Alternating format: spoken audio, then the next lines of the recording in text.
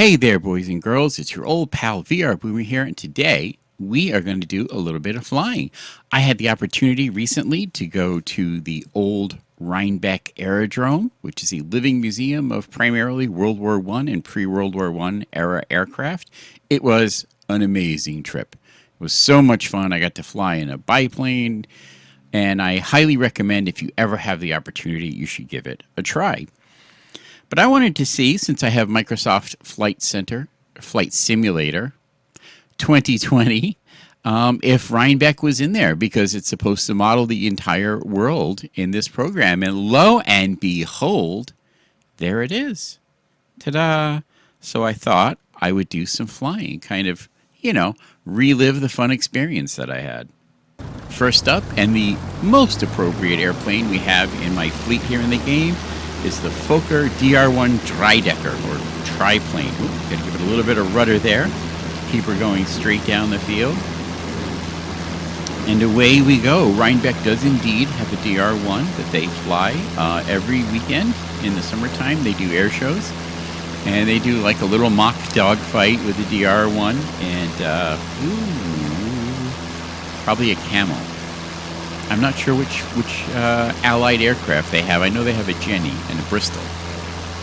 Anyway, the DR-1, of course, is most famous for being the airplane of the Red Baron, the infamous Baron Manfred von Richthofen. Even though this is not the plane he spent most of his time flying in. Oh, quick note here.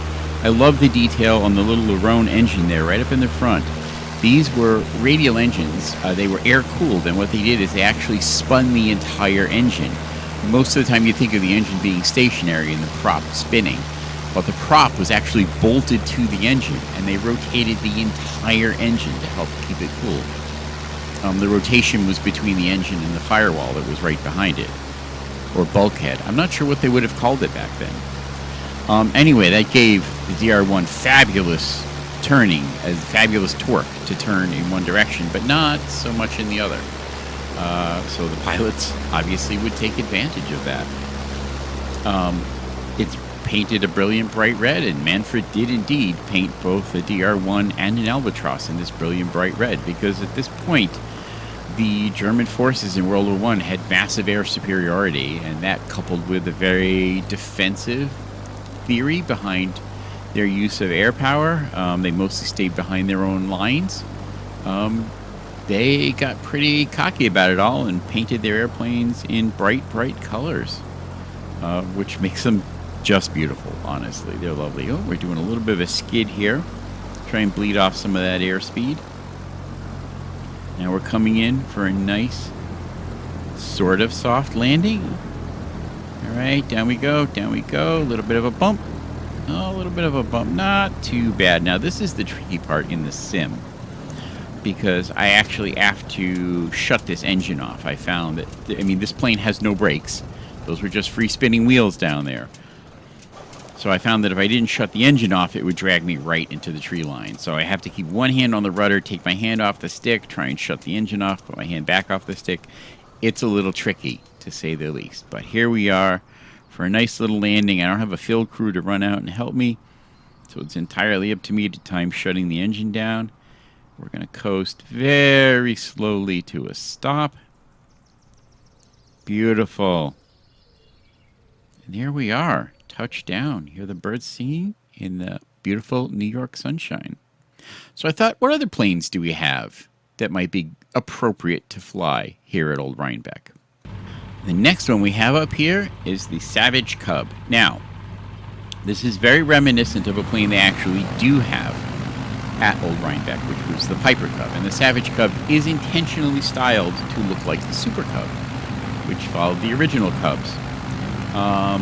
The original Cub, this is definitely the spiritual descendant of the original Piper Cub, which was flown quite a lot during World War I. It was produced in the 30s and 40s. It served in military. It served in civilian. It did a ton of work. I love how this particular model is painted up like in military colors with the orange and the very pre-war rondelles you can see on the wings there, the red dot in the middle.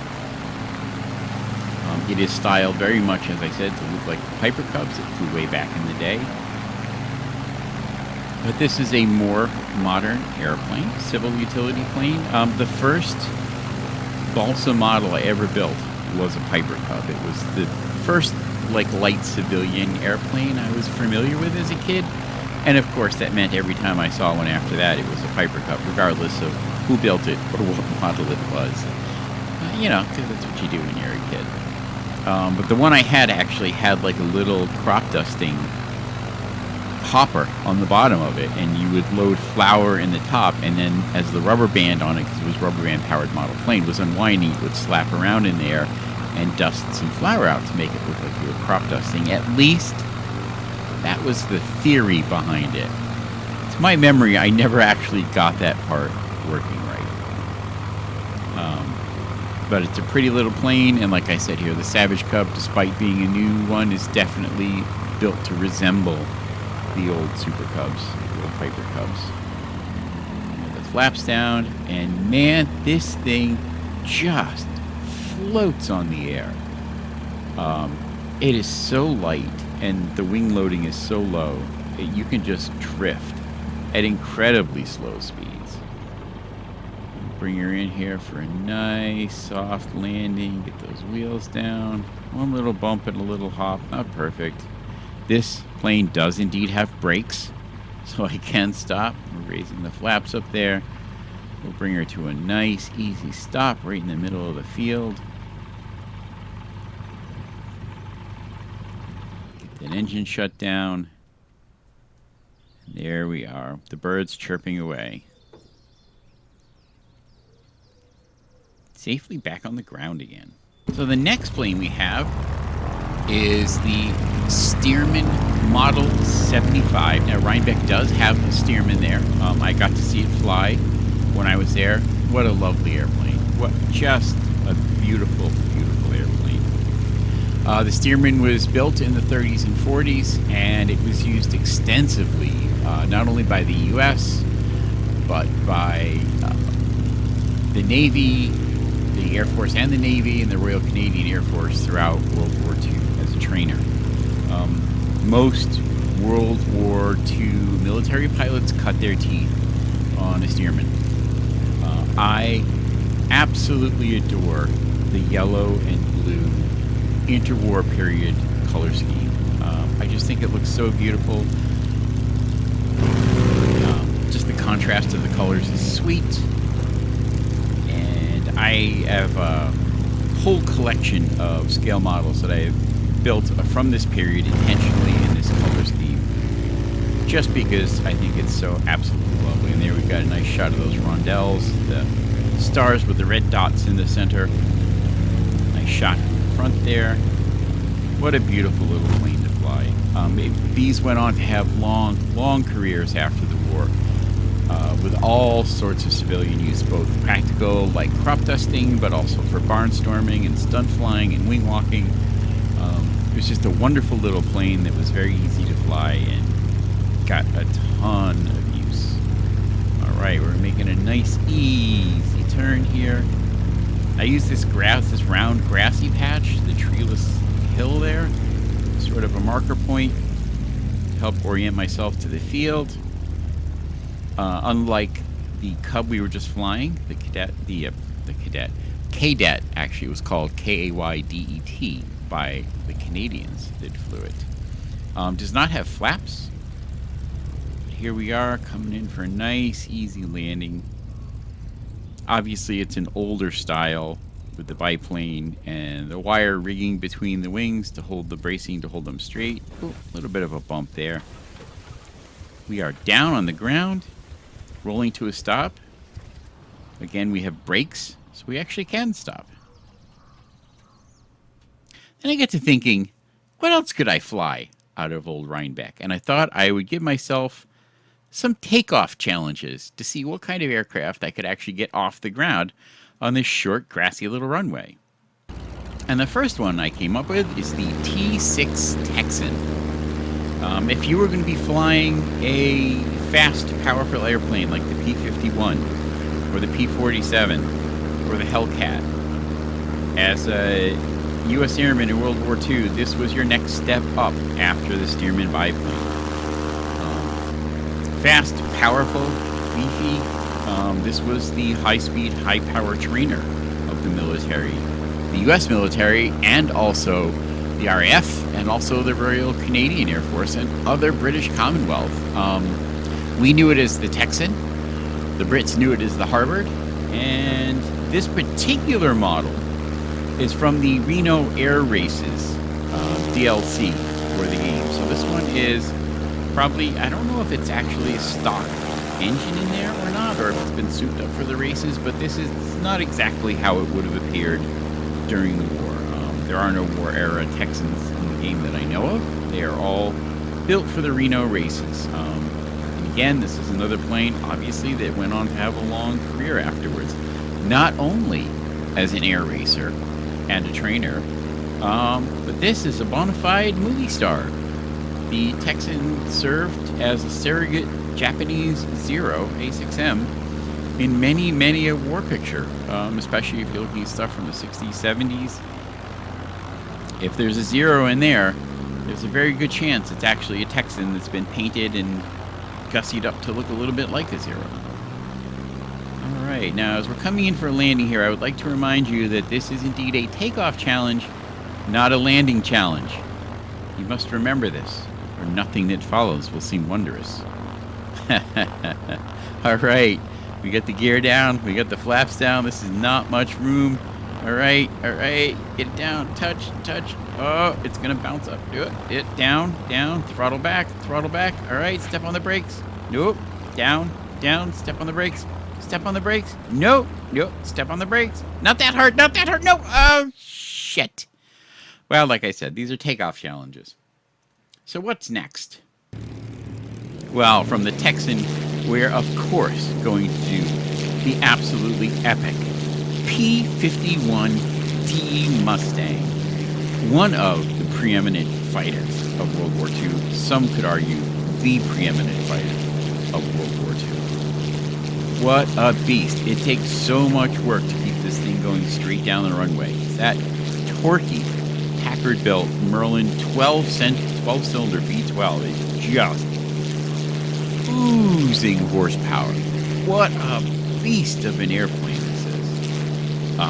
I love it, though. I love flying this thing in the game. I love looking at it. This is far and away my favorite plane of World War II. And, you know, I guess that's not much to say. It's a lot of people's favorite plane of World War II. This one is done up in actual military markings. This one, again, is from the Reno Air Races. So this would not be a stock engine. Obviously, this is one that flew and has flown much, much later, and I think might actually still be flying this particular one. The white stripes on the wings and the tail are invasion stripes. This is most particularly well known for D-Day. We see the landing gear going down there as I begin to circle around for my landing. They marked them with the big white stripes so they would be easy for Allied troops to identify, so they wouldn't be shooting at their own airplanes. Which is why there are the great big huge markings. I mean, this goes way back to World War I, when folks on the ground, when air power was new and folks on the ground, troops on the ground would just shoot at anything that was overhead. So they started painting really huge identifying markers on their aircraft. And yes, that helps the enemy identify you as well. But better that than get shot at by your own troops. All right. Let's see if I can bring this stallion in for a landing here. These things are incredibly powerful. We got the flaps down, we got the gear down, we're bringing the speed down. Let's see if we can do it. Oh, we're losing. Nope, there's a tree there. Get it up. Nope, oh, we're through the tree. We're gonna hit the ground. Oh, shit. Well, like I said, this is a takeoff challenge, not a landing challenge. And I got to thinking, if we could take a Mustang off, what about a jet? All right, here we are. Let's see if we can get a turbine up off the ground here. We got the flaps down. We got the throttle full. We're rolling. Let's see if we can make it. Come on, a little faster. This is not a lot of room to get a jet airborne. All right, pull the nose up. nose up. You got this. You got this. Oh, just barely cleared the trees. Woohoo! All right, this is the Aero L39 Albatross, which is a high-performance jet trainer, which is produced by Czechoslovakia, in Czechoslovakia, by the Aero Corporation. I had honestly never actually heard about this lovely little aircraft until I saw it in MFS Simulator, Microsoft Flight Simulator 2020. Blah, blah, blah, as I stumble over my words. This is also from the Reno package, which is where I first spotted it. It's highly maneuverable. It is the most highly used jet trainer in the world, apparently. I had not known that. I've learned a lot about this. Its first flight was in 1968, which is pretty impressive. It was first introduced to the Czechoslovakian Air Force in 72. It's a lovely little plane. You can see there's two pilot seats there, obviously for the pilot and the trainee, the apprentice. I don't know if they fly them with two people in them in the Reno Air Races. It might be a restriction that they do on these. Maybe not. Who knows? All right. Coming around, you can see how much faster this is than any of the prop planes we have flown yet, because we are already looped back around, trying to come in for a landing. All right. Let's see if we can get this beautiful little bird safely on the ground. Oh, going a little too slow. Nope. No, throttle up! Throttle up! Throttle up! Oh, shit! Wow, that didn't go so well. And again, we need to remind the viewer, this is a takeoff challenge, not a landing challenge. So, from jet, let's go to bigger jet. All right, spin those turbines up. We've got the flaps down. This is never gonna work. All right, we're picking speed up. Bouncing all over that grass. All right, pull up. Get the nose up. Get the nose up. Oh no! Oh no! Oh! Get it up! Get up! Yes! We did it! Yes! The Cessna Citation is off the ground. Woohoo! All right. Beautiful colors on this one. I picked this one just for the colors. That purple and blue. Just absolutely gorgeous. I think it's like a metallic blue, so it reflects purple at certain angles. Lovely, lovely plane. This one's been flying since 1991. It's still in production today. It is a business jet, yes. It's the private plane that people like Tony Stark, well, actually Tony Stark would fly a much more expensive. Maybe this was Tony Stark's teenage plane. Right, and we have covered a lot of ground very quickly, and I have to apologize. I have to hunt around here for a moment to reacquire the airfield. I am not shockingly familiar. I'm not super familiar with all of the terrain around here, and getting this far away from the airfield without keeping an eye on it is a problem. I'm trying to reacquire it. So you're going to have to give me a minute looking around right and left until I find a landmark that'll help me land there again. Or hopefully land there. I'm going to try and land all these aircraft, but again, I remind you, this is a takeoff challenge, not a landing challenge. Yep, still looking around a little bit. All right. I'm using this green patch that you can see just to the right of the screen as a landmark. I believe at this point I have reacquired the airfield. We're slowly making our turn. And then full land. Throttling back the engines. Got the flaps down, the gears back down now. And pretty soon you will see that little round bare patch of hill that I am using as a marker to guide me to the airfield.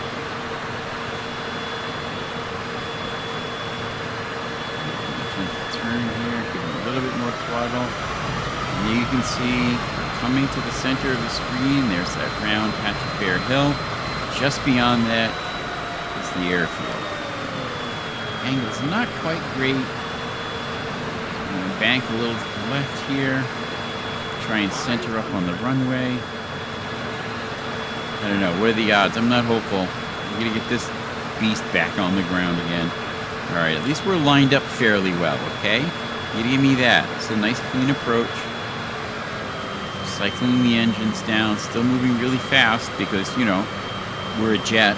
Because that's what we do. All right, we're clearing the trees. We're clear of the trees. Yeah, I know I'm stalling. I'm landing. All right, wheels down. Get on them brakes. Get on them brakes. Oh, yeah. All right, slow down. Slow down. We got this. We got this. Oh, yeah. Look at that. What a beautiful landing. That might be the best one yet. And I was figuring, you know, we went from props to jets to bigger jets. Maybe we should go to a faster jet. Boom, baby. The U.S. Navy McDonnell Douglas FA-18 Super Hornet. This picture here, full afterburners on, is the one from the Top Gun Maverick movie that just came out. And boy, do we have power to spare in this rocket ship. Holy Hannah, is this thing fast. Back off the throttle a little bit to kill those afterburners. Delta Alpha Sierra Sierra is type Boeing 1 miles northwest. I have to tell you, flying this thing is just request flight following. It's so much power there. I've got the afterburners to kick back on again. Swinging it around. Trying to keep an eye on where the airfield is. So I don't completely lose sight of it again. Glance over to the side there to try and position ourselves. Make one swing around and try and come back in for landing. This is how much incredible ground we have already. Second time. That's not even awful. Roger, Boeing Alpha Sierra Sierra. Flying this thing is absolutely delightful. It's incredible. Again, this is a really old airframe. This thing has been around since, well, it was first flown in '78. First deployed in '83 with the Marine. Just an incredible plane. This replaced, of course, the venerable F-14 Tomcat, which I do not have in Flight Simulator. Just bring her around here. Way off in the distance ahead, you can see that little round hill spot. You can see the airfield just beyond it. This is automatic flaps. We've got the gear down. All right. Let us bring the FA-18 Hornet in for landing. What a beautiful airplane. So much fun to fly. Incredible amounts of power. This is a fly-by-wire system, so when the pilot moves the controls, the computer actually interprets those movements to move the flight surfaces. All right, we're almost to the ground. We're almost to the ground. All right, whoop, little bounce. We need to get on the ground. We need to get on the ground. Get on the brakes. Get on the brakes. Get on the brakes! Oh, no! Yeah, I didn't think that was going to work. So I figured we went from prop to jet, to bigger jet, to faster jet. Now we should go to an even bigger jet. Ladies and gentlemen, welcome to the Airbus A320. We got the flaps down. We got the engines spooled up, we got the brakes off, and we are slowly rolling forward. What do you think? Do I have any chance of getting this off the ground here? We got this, right? We can. This is nothing. This is all right. You need to get the nose up. Nose up. Nose up. Oh yeah. Oh yeah. Come on, nose up. Oh. Okay. So we cheated there a little bit. Technically, we trimmed some trees in the process, but we did indeed get the A320 off the ground, off the Old Rhinebeck Aerodrome. I have no idea if these airplanes will even be able to taxi over that just bumpy grass runway that's there. A320 is one of the leading aircraft. Again, it's been around since the 80s. It's been produced since '84. And has been flown all over the world. by all sorts of airlines. Just a great narrow-bodied airliner. Not huge, not spacious. It's not the biggest, but it is a very good airplane. Okay, here we're spooling the engines down there. And we're bringing the gear down. You can see the gear come down. It's a lovely little animation. And in a moment, we're going to make a turn here, and we're going to try and line back up for that runway. And see how much slower this is compared to the F/A-18. It's a lot slower. Now I need to give it a little bit more power here, as we're going to have to bank to the right to try and line up with the air.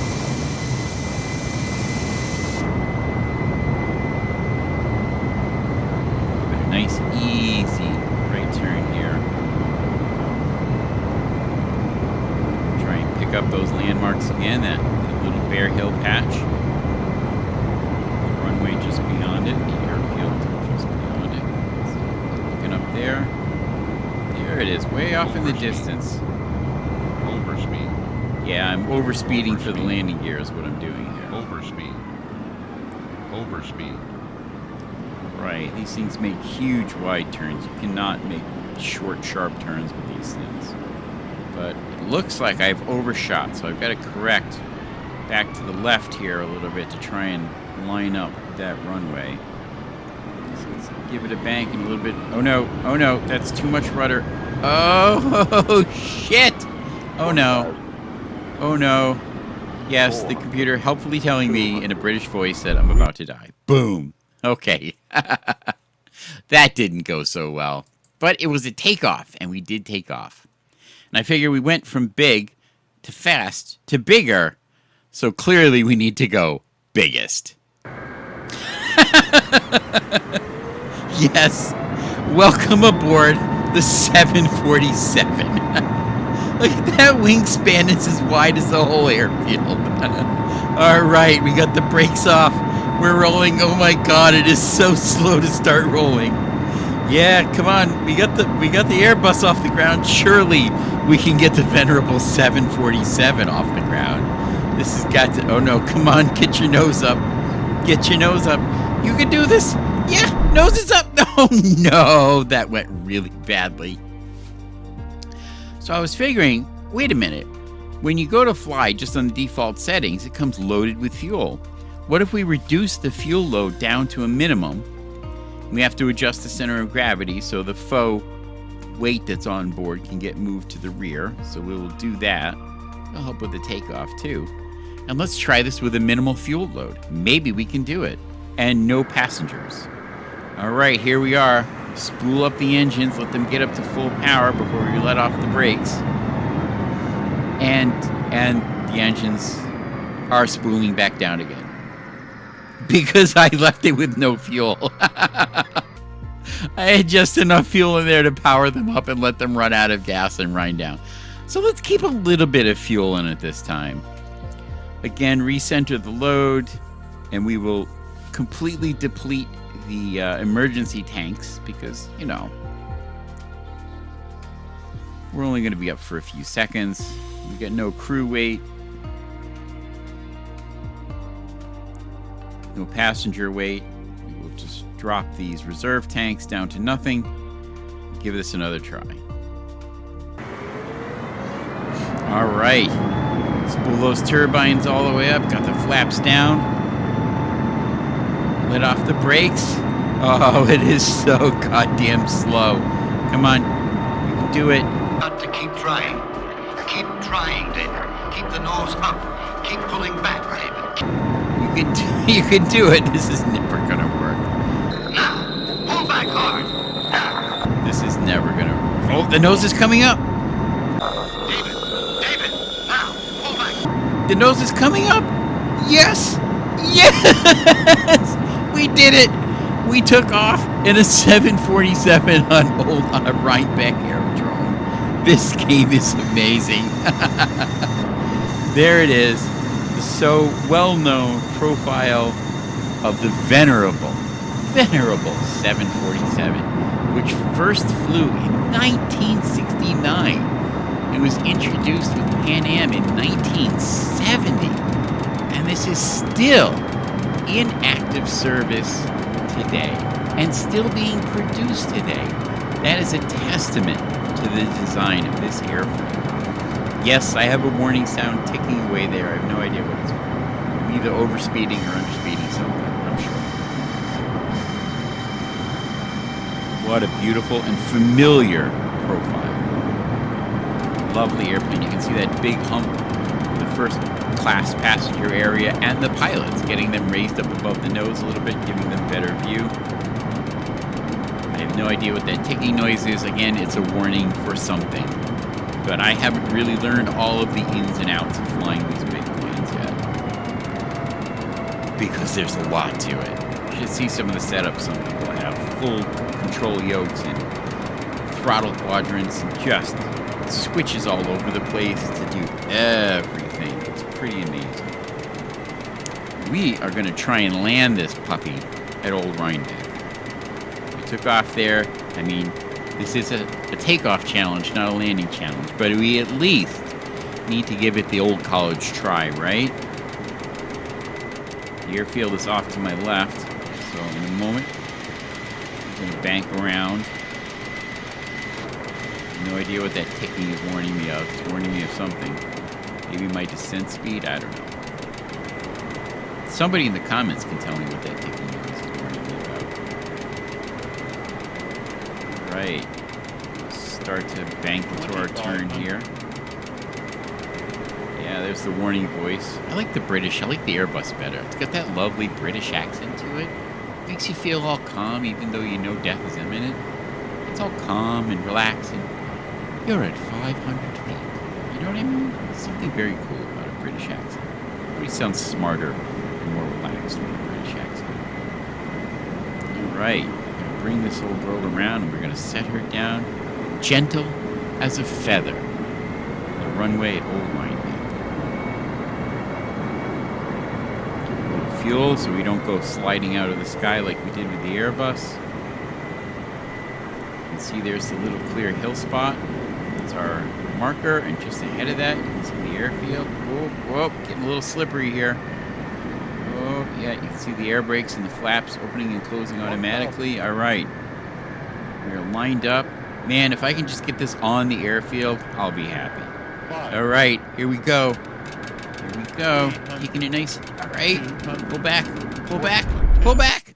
Oh, hey, I was on the airfield. That counts. That counts in that short of a distance.